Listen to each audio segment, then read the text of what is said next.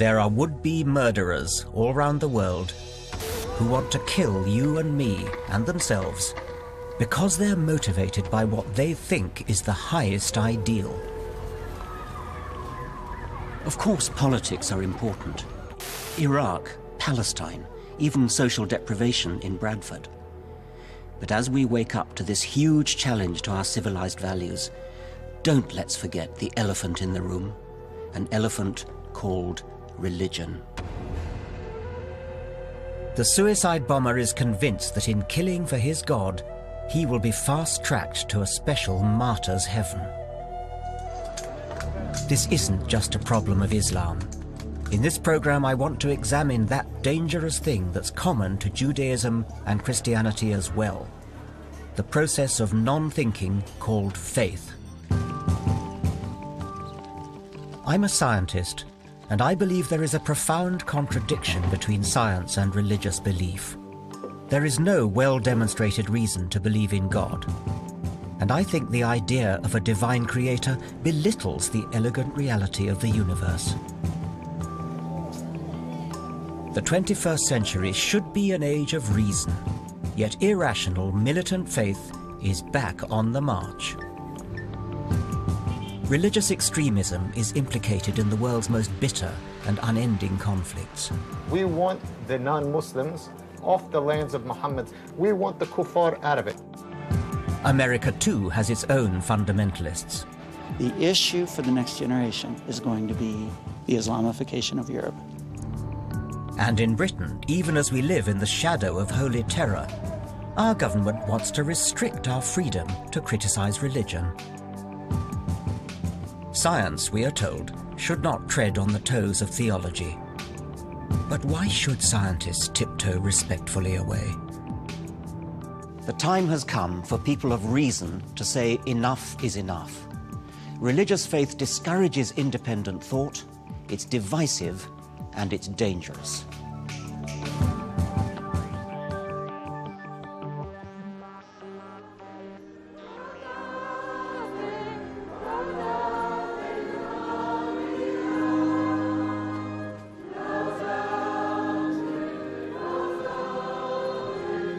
It looks lovely, doesn't it? Inoffensive and gentle. But isn't this the beginning of that slippery slope that leads to young men with rucksack bombs on the tube? If you want to experience the medieval rituals of faith, the candlelight, incense, music, important-sounding dead languages, nobody does it better than the Catholics. At Lourdes, in southern France, the assault on the senses appeals to us not to think, not to doubt, not to probe. And if we can retain our faith against the evidence, in the teeth of reality, the more virtuous we are. Pretty impressive sight, isn't it? I could imagine finding it very seductive. Partly because of the tremendous feeling of group solidarity that there must be. If you have the delusion that you're Napoleon, it must be a fairly lonely feeling because nobody else agrees with you. Your faith that you're Napoleon needs a lot of shoring up. But these people here, thousands of people, all have exactly the same delusion. And that must give wonderful reinforcement to their faith.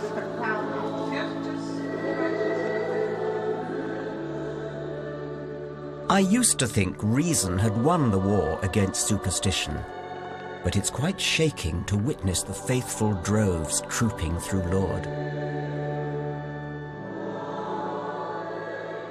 This is a benign herd, but it supports a backward belief system that I believe reason must challenge.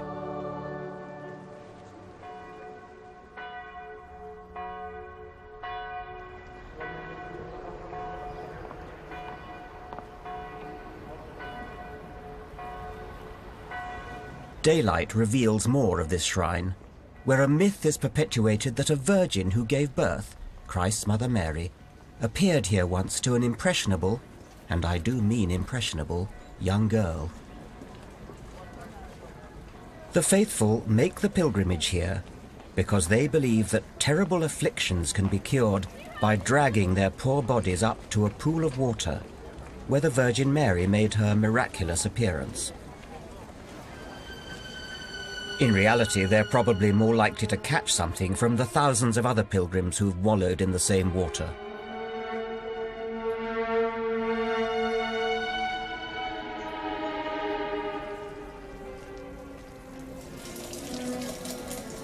Is it something that Catholics feel they ought to do in their life, rather like Muslims going on the Hajj to Mecca? Well, yes, but you don't have to be a Catholic to do it, you see. No. I mean, any religion can come, because I know Yes. quite a few people that are not Catholics at all, and they have been... Aha, yeah. yes. And what are you hoping to get out of it? Well, I've got a lot out of it. I've got faith, I've got trust, Yes. and a belief that there is a person up there Right. stronger than any medical person. Right, what about a cure then? It may seem tough to question these poor, desperate people's faith. But isn't bracing truth better than false hope? What is the evidence for any miracles? There are actually 66 declared miracles. There are about 2,000 unexplained cures here. But then we would say there are millions of people who have been healed in different ways. Healed in some sort of mental way? Healed in spiritual way, or people who have come to terms with their own particular situation. People who have rediscovered God in their lives again. People who have received a new grace here in Lourdes. So you tend to get about 80,000 per year who There are come about 80,000 sick pilgrims who come Yes. here every year. That's been going on for more than a century now, for Yes. a century and a half. Yes. So 80,000 per year, and of those, 66 have been cured. Correct. I'm just, you see the way I'm thinking. Yeah. So the hard fact is that over the years, with their millions of pilgrims, there have been 66 supposed miracles. Statistically, it adds up to no evidence at all. I can't help remarking that nobody has ever had a miraculous regrowing of a severed leg. The cures are always things that might have got better anyway. People lean on their faith as a crutch, but I fear the comfort it provides is a shallow pretense. And I want to look at how the suspension of disbelief inherent in faith can lead to far more dangerous ideas beyond.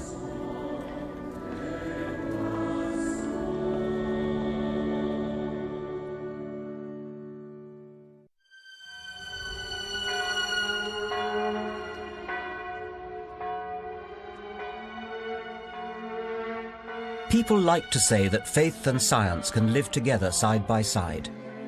But I don't think they can. They're deeply opposed. Science is a discipline of investigation and constructive doubt, questing with logic, evidence and reason to draw conclusions. Faith, by stark contrast, demands a positive suspension of critical faculties. Science proceeds by setting up hypotheses, ideas or models, and then attempts to disprove them. So a scientist is constantly asking questions, being skeptical. Religion is about turning untested belief into unshakable truth through the power of institutions and the passage of time.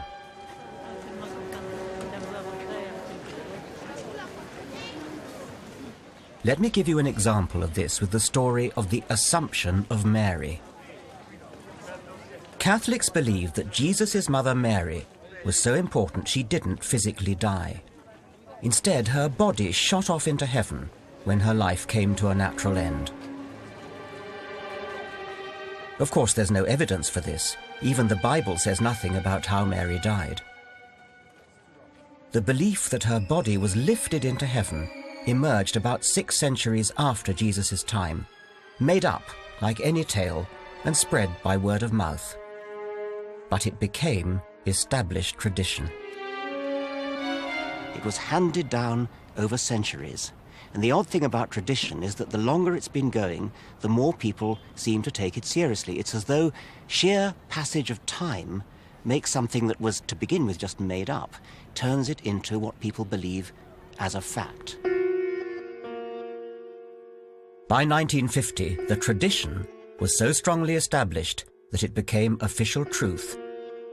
It became authority. The Vatican decreed that Roman Catholics must now believe in the doctrine of the Assumption of the Virgin. Now, if you had asked Pope Pius XII how he knew it was truth, he would have said you had to take his word for it because it had been revealed to him by God. He shut himself away and thought about it. He just thought private thoughts inside his own head and convinced himself, no doubt on tortuous theological grounds, that it just had to be so. None of this is particularly harmful when it is limited to the Virgin Mary going to heaven. But what about the Pope's personal convictions when it comes to, say, discouraging the use of condoms in AIDS-ridden Africa? Then the power of the Church through tradition, authority, and revelation comes with an appalling human cost. It would be unfair to pick on the Catholics. All religions are up to the same tricks. It could be Muslim imams issuing fatwas. It's the same principle. It's issued by the authority, it then passes down through the ranks to parents, to children, and all without a shred of evidence.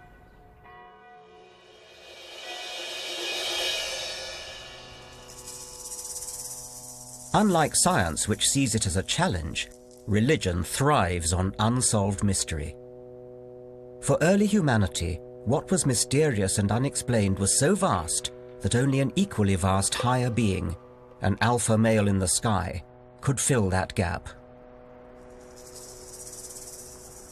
How would our ancestors have responded to the sunrise?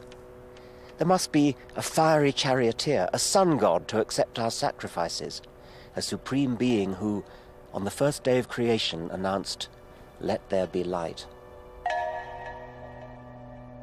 But scientific investigation has rolled back that mystery. Today we know the sun is a giant nuclear reactor, one of billions of stars pumping out electromagnetic radiation, heat and light.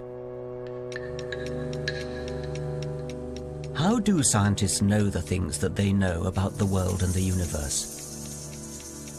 How do we know, for instance, that the Earth is 4.5 billion years old, and that it orbits the sun that nourishes it?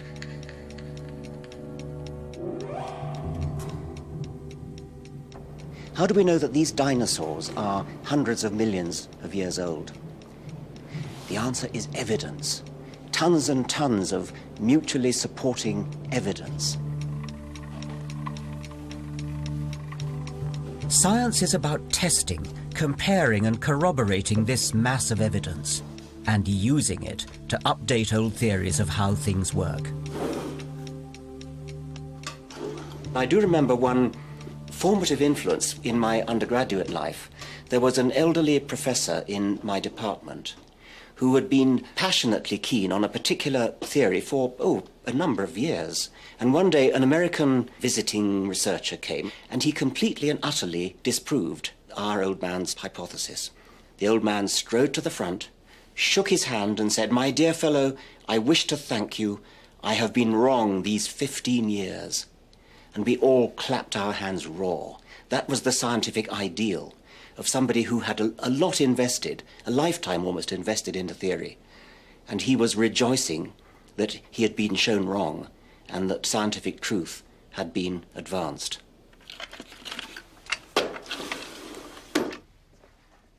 So what does the overwhelming evidence of all these fossils tell skeptical science? How did we and every creature get here in all our improbable diversity? In past centuries, humanity had no choice but to resort to a supernatural hypothesis. Among the many creation myths around the world, the Book of Genesis imagined a designer God who fashioned the world and life in just 6 days.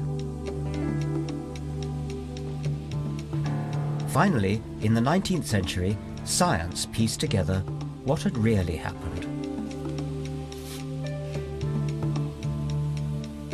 Charles Darwin hit upon a truly brilliant idea that elegantly explains all of life on Earth without any need to invoke the supernatural or the divine.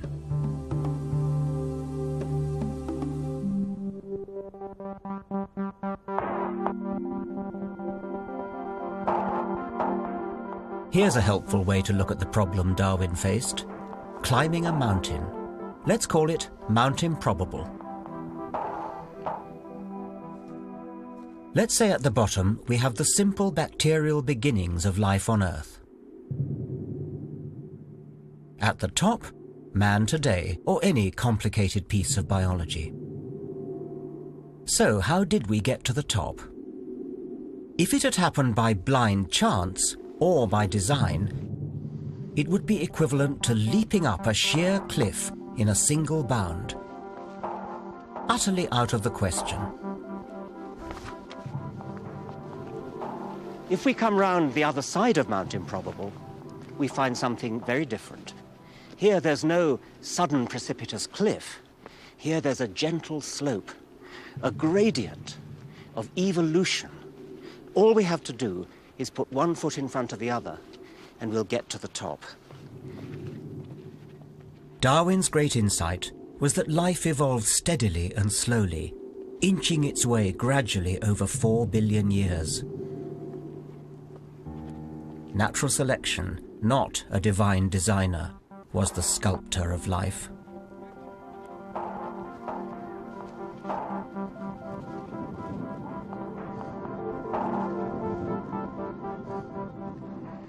So, evolution, driven by Darwin's motor of natural selection, gets us to the top of Mount Improbable, from primeval simplicity to ultimate complexity. The design hypothesis couldn't even begin to do that, because it raises an even bigger problem than it solves. Who made the designer? The abundance and variety of life on Earth may seem improbable, but it's self-evidently futile to invent an improbable God to explain that very improbability. I thought that in my lifetime evolution would be accepted and taught around the world as a scientific fact, supported by overwhelming evidence. But unfortunately, the whole point about faith is that even massive and constantly accumulating physical evidence cuts no ice. Evolution today is under threat. In the Bible Belt of Middle America, evangelical Christians are fighting back against science. Our Father, who art in heaven, hallowed be thy name. In the New World, religion is free enterprise. Rival groups set up shop on every street corner, competing to save people's souls and collect their money. Thy will be done, thy will be done on earth. Fundamentalist Christianity is on the rise among the electorate of the world's only superpower, right up to and including the president.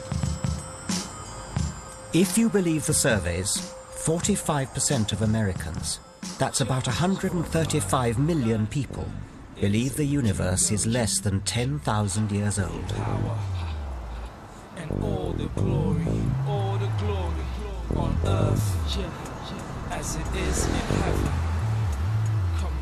Forever and ever. Amen. This is the New Life Church in Colorado Springs, where conservative Christians have built an $18 million worship center as their New Jerusalem in the foothills of the Rocky Mountains. Evangelical churches like this have become a powerful lobby, exerting enormous influence on everything in America, from the teaching of science in schools to foreign policy.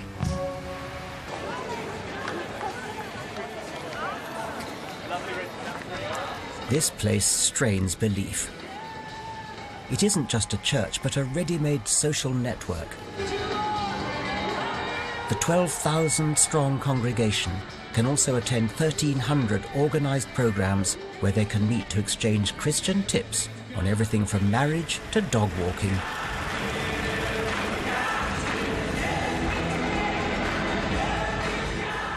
It's all terribly exuberant and intense.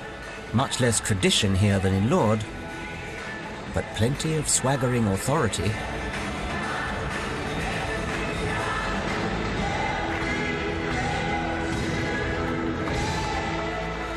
The pastor is Ted Haggard, a powerful man, chairman of the National Association of Evangelicals, and the new life is Ted's Evangelical Vatican. Welcome to all of our friends. We'll take a moment and say hello to the people behind you, in front of you, and to your right, and to your left. Hey, we want to welcome all of you that are visiting here with us today. If you're here for the very first time, we have a packet of information that we want to give to you. And so all of you visitors, if you would please... Sadly, the warmth of the welcome would prove short-lived when I started talking to Pastor Haggard about the Bible and scientific fact. You'll find yourself wrong on some things, right on some other things. But please, in the process of it, don't be arrogant.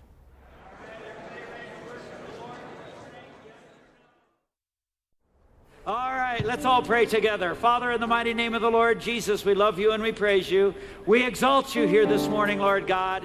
Everything that's within us wants to give you praise and glory and honor because we are so grateful for what you've done. The New Life Church in Colorado Springs is a bastion of American religious conservatism. Thank you for transforming our lives.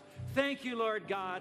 I've come to try to understand why what I see as irrational faith is thriving and why it's attacking science. We pray, and everybody says, Amen.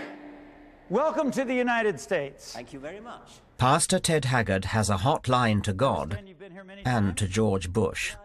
A staunch Republican, he claims he has a weekly conference call with the president and has also rubbed shoulders with Tony Blair and Ariel Sharon.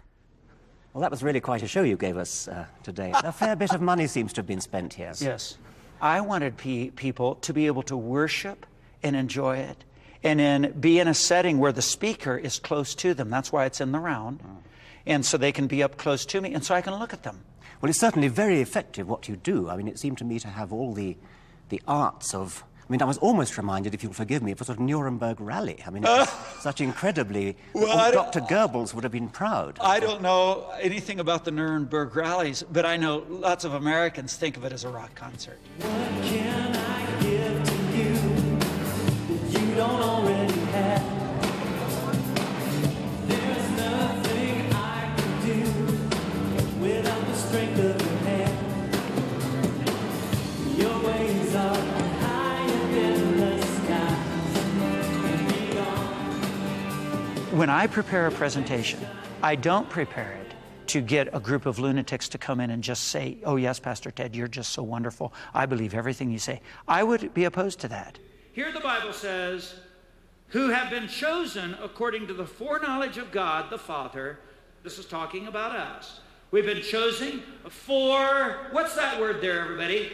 Obedience. Say it out loud. Obedience. Okay, so we have been chosen. Every person needs, at the center, some sense of meaning about existence. It is life and death to us. It makes us who we are. Yet most of us, as we grow up and become responsible adults, accept that life is complex, that we live in a world of subtle shades, not sharp black and white. I worry that these born-agains are being persuaded to return to childish certainties. The only truth they need is God. God as interpreted for them by their pastor. You've been set free from sin. Think of that. Everybody knows that we believe the Bible is the Word of God. And today I talked about love your neighbor as yourself. Now, I didn't have to produce evidence, sociological evidence or psychological evidence. The book is true. How can you say they're asked to think for themselves and they're told everything in this book is true? Because they don't have to believe that. I mean, the evidence I presented, you can go and read. This book, it says one thing, that book says another, that book says another, that book... Well, the evidence I can present is we've got a book written over 1,500 years by 40 different authors on one subject, and it doesn't contradict itself.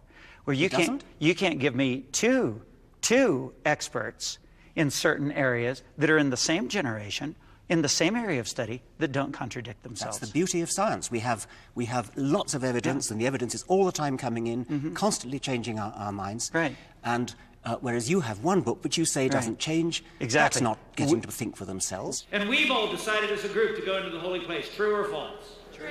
True. Everybody say true. True. All right, then. That's the vote. But my biggest concern is that evangelicals like Haggard are foisting evident falsehoods on their flock. The evangelicals are denying scientific evidence just to support Bronze Age myths. And then, of course, we need the power of the Holy Spirit. We fully embrace the scientific method as American evangelicals.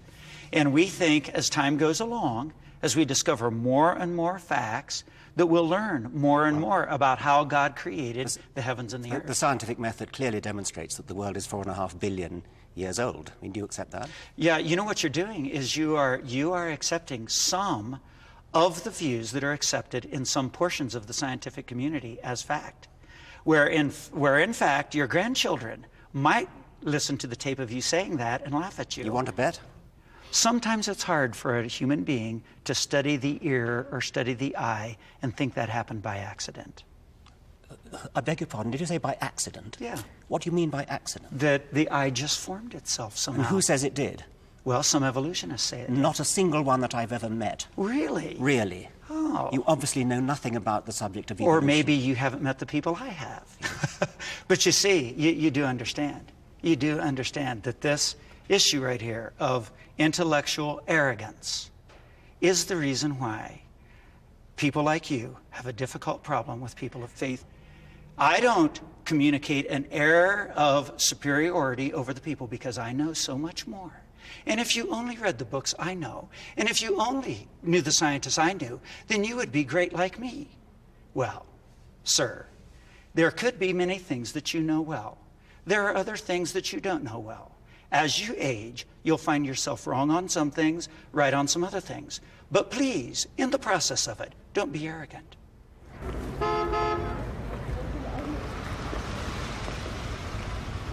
We just had a rather disconcerting experience. We were just packing up our stuff ready to go, and he suddenly drove up in his pickup truck and said, "Get off my land immediately, I'll have you thrown in jail, I'll seize your film." And he then said a very curious thing. He said, "You called my children animals." Afterwards, we worked out that what he must have meant was that I talked about evolution.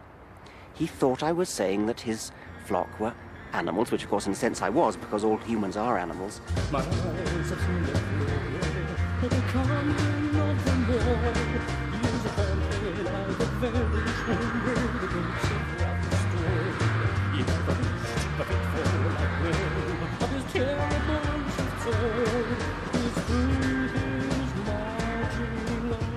Haggard's approach is to say, let's teach evolution as just another theory alongside the Bible's creation story, also called intelligent design, which claims God helped evolution along.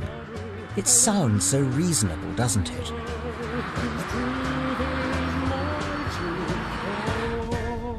But of course it's nothing of the sort. These are not equal theories. Evolution by natural selection is supported by mountains of evidence, while creation contradicts the evidence and is only backed by some ancient scribblings.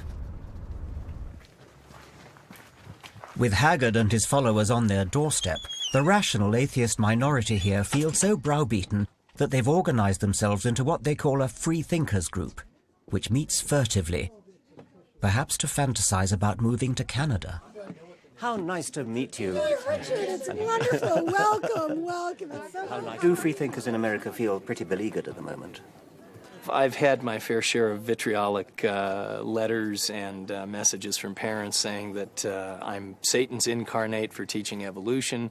And there are ministries here in Colorado Springs that indoctrinate students in summer programs to challenge biology teachers in the classroom. And so is it an organized campaign to Oh, they're organized campaigns, absolutely. I do not tolerate it because I teach. But they have this mindset that they are right. If a person comes out in this country as an atheist, they're likely to suffer career damage. They might lose a job. They might not get a job. They might lose an opportunity for an apartment. Waking up, as most Americans do, very late on this, coming to a realization, as we did during the McCarthy era, and even during... It's very similar to the McCarthy era. Yes, it is. And we do begin now to see the dangers of this extremism. Christian fascism, isn't it? Yeah, and whatever mantle you want to give it, which I've heard lately is domination theology, dominion Christianity. How many Christians would be left? The person who's ever become a Christian has gone through the same thing here. No, was that God forgives them and loves them. And in a Christian, I had a hard time. Fundamentalist American Christianity is attacking science. But what is it offering instead? A mirror image of Islamic extremism. An American Taliban.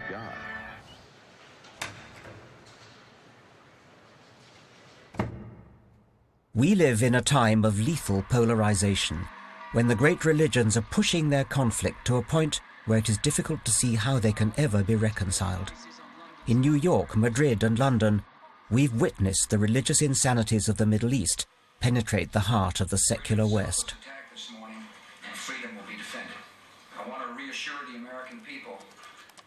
To understand the likes of Osama bin Laden, you have to realize that the religious terrorism they inspire is the logical outcome of deeply held faith. Even so-called moderate believers are part of the same religious fabric. They encourage unreason as a positive virtue.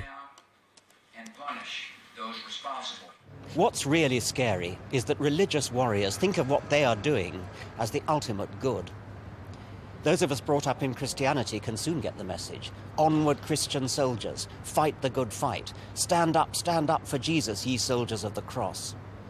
But as far as I'm concerned, the war between good and evil is really just the war between two evils.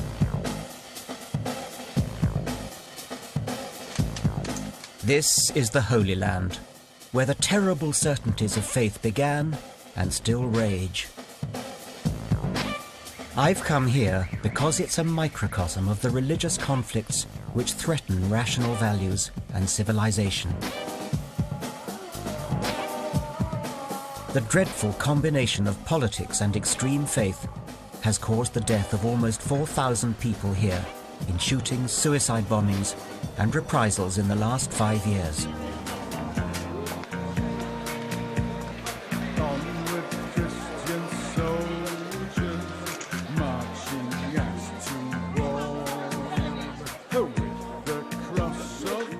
Despite the troubles, tourists still flock to Jerusalem, to places that their particular brand of religion taught them to revere as a child. The Via Dolorosa, where Jesus was allegedly whipped and beaten during the last hours of his life. Or the Muslim Dome of the Rock. Or the Western Wall, Judaism's and the world's most holy ruin.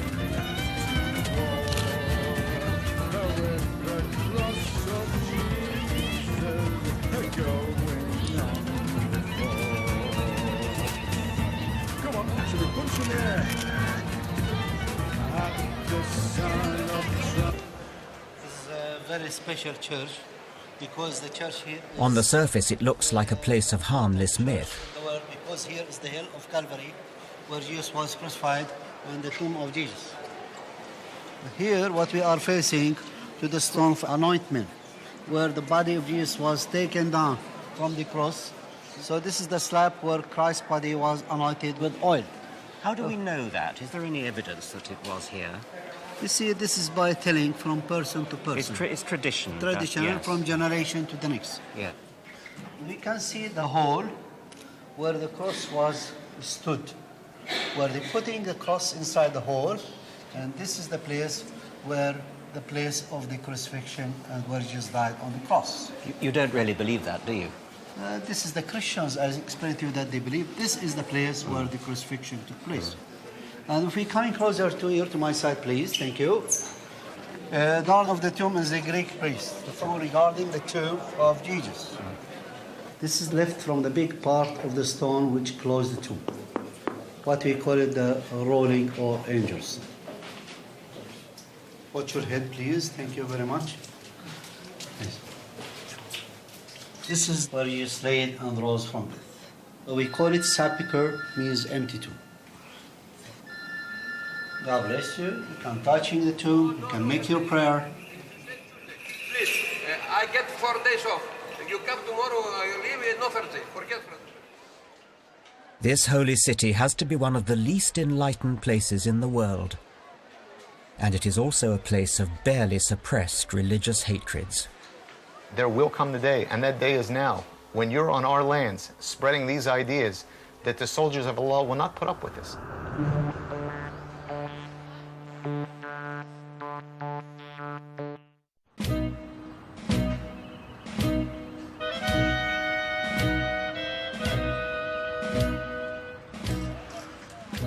We live at a time when religious belief is fighting back against reason and scientific truth. This is a problem for all of us, because religion's irrational roots nourish intolerance to the point of murder. I'm in Jerusalem's old city, trying to understand the role deeply held faith plays in the bitter conflict here. One of the first things you notice is the edgy watchfulness. The different ethnic and religious communities live cheek by jowl, but there are security checkpoints throughout the old city, and one section, above all, is under heavy guard. For the Muslims, the compound enclosing the Dome of the Rock and Al-Aqsa Mosque is, after Mecca and Medina, the third holiest site in Islam. It was from here, they believe, that the Prophet Muhammad flew up to heaven. As bad luck would have it, the Jews believe the same place is the site of the long-destroyed First and Second Temples, the holiest shrine in Judaism.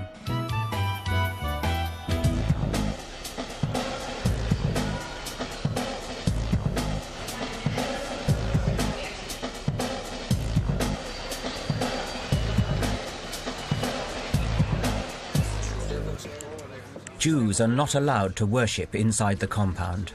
Their prayers are restricted to the ruined Western or Wailing Wall. When Jesus came here to overturn the tables, there was no mosque in view.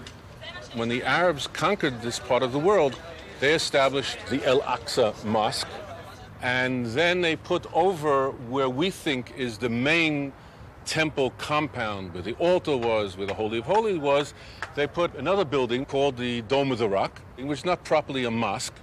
And we, at the present moment, are simply not allowed in there, inside the compound, identifiably as Jews. The Muslims reject these Jewish claims.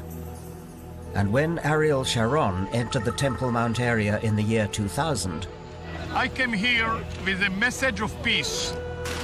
His visit sparked the second, or Al-Aqsa, Intifada, a Palestinian uprising that has cost 4,000 lives so far. وإذا أراد اليهود السلام مع العرب والمسلمين وفلسطين فليبتعدوا عن المسجد الأقصى المبارك. And if the Jews sincerely want peace with the Arabs and the Muslims, then they should stand away, keep away from the Al-Aqsa Mosque. In the Muslim religion, there is no possibility anyway of sharing the territory. If I come in there in some far corner, far away from a mosque, in an open area under a tree somewhere, if a Muslim will catch me murmuring psalms or some other prayer, he will call the police to have me egressed, shall I say. As far as the Al-Aqsa Mosque is considered, there are no negotiations, absolutely no negotiation about it. لأنه لا يملك أحد من المسلمين في العالم أن يتفاوض على الأقصى. Because no Muslim has the right worldwide to negotiate over the Al-Aqsa Mosque.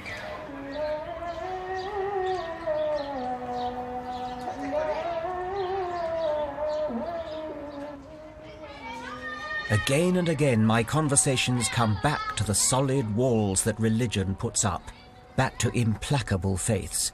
My holy book is true, I am right, he is wrong. So I went to meet someone who, in my naivety, I thought might be able to see both sides of the story. Yusuf al-Khattab used to be called Joseph Cohen, born and brought up as a secular Jew in New York. In 1998, he moved to Gaza as a Jewish settler. But there he discovered a different God, Allah.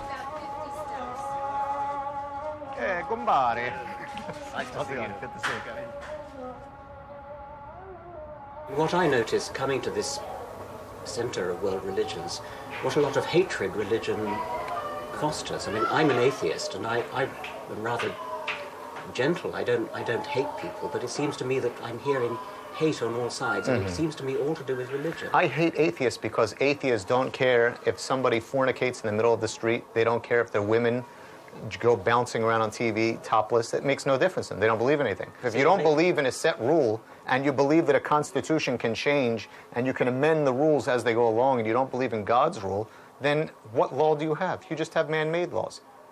I realized I was in the company of someone who has willingly bought into fundamentalist dogma. What do you think about the September the 11th attacks on New York and the July the 7th attacks on London? Okay, since you like to speak about evolution, I like to start before. What do you think about the Jews that have destroyed over 417 Arab villages, including all mosques and masjids, which wouldn't affect you because you're an atheist? So what are you saying, that we should sit back and say, oh, you know what, let us progress and let us sit down and drink tea and talk about what to do? I think that's the most ridiculous thing. All I could say is, if there was no quote-unquote state of Israel, there would have been no September 11. But if we've all got to live together, it's not going to be helped if there are people of very, very strong faith who simply know they're right and are not amenable to argument, because there's somebody out there who's just as faithful as you and has his faith just as strong as yours, which is opposite to yours. You see, the problem is, Richard, I think that you have fear. You know that this party of occupying Muslim lands and polluting society with these evil ideas that are around, it's not going to last forever. There will always be the soldiers of Allah there to give the response to this. So we also want the same thing. All we want is that we want the non-Muslims at this point off the lands of Muhammad sallallahu alaihi wasallam. All the lands of Muhammad, we want the kuffar out of it. Do you want Islam to take over the rest of the world? Of course I want it to, and it will. So my advice is to clean up your show at home, take your forces off our lands, correct yourselves, fix your society, all right? Fix your women. Fix your women, that's not my business, that's my women's business. It is your business. It is your business. When you take the women and dress them like whores on the street. I don't dress women, they dress themselves. No, but you allow it as a norm to let the women go on the street dressed like this. What's going on with your society? But I'm interested in religion and the effect that it has on people's minds, and I'm worried about it. And we're very worried about you. What's going on with the stealing, with the theft? It's out of control. Clearly, historic injustice towards the Palestinians breeds hatred and anger.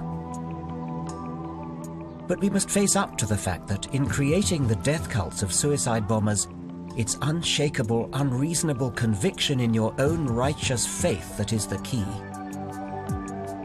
If preachers then tell the faithful that paradise after martyrdom is better than existence here in the real world, it's hardly surprising that some crazed followers will actually swallow it, leading to a terrible cycle of vendetta, war, and suffering.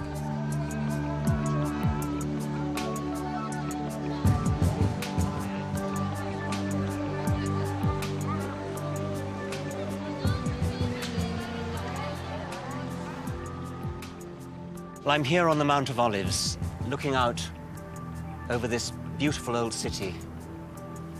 We've heard some pretty extreme statements, some hatred, some bigotry, such as I haven't really heard before. I don't see what future the world has as long as people think like that, and people are going to go on thinking like that, as long as they're brought up from childhood, from the cradle, to think that there's something good about faith, to think that there's something good about believing because you've been told to believe rather than believing because you've looked at the evidence. I want to say that killing for God is not only hideous murder, it is also utterly ridiculous. Unlike religion, science doesn't pretend to know everything. There are still deep questions about the origins of the universe that have yet to be explained. But just because science can't answer them right now doesn't mean faith, tradition, revelation, or an ancient holy text can. Science can't disprove the existence of God, but that does not mean that God exists. There are a million things we can't disprove. The philosopher Bertrand Russell had an analogy. Imagine there's a china teapot in orbit around the sun. You cannot disprove the existence of the teapot because it's too small to be spotted by our telescopes. Nobody but a lunatic would say, well, I'm prepared to believe in the teapot because I can't disprove it. Maybe we have to be technically and strictly agnostic, but in practice we are all teapot atheists. But now suppose that everybody in the society, the teachers, the tribal elders, all had faith in the teapot. Stories of the teapot have been handed down for generations. It's part of the tradition of the society. There are holy books about the teapot. Then somebody who said they did not believe in the teapot might be regarded as eccentric or even mad. There's an infinite number of things like celestial teapots that we can't disprove. There are fairies. There are unicorns. Hobgoblins. We can't disprove any of those, but we don't believe in them any more than nowadays we believe in Thor, Amun-Ra, or Aphrodite.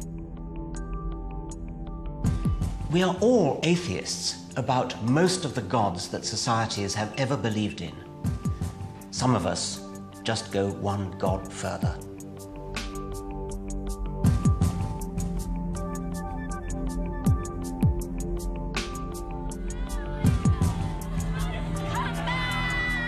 In the next programme, how faith acts like a virus that strikes the young, and how the good book, which people follow for moral instruction, actually reveals a God who is surely the most vindictive character in all fiction.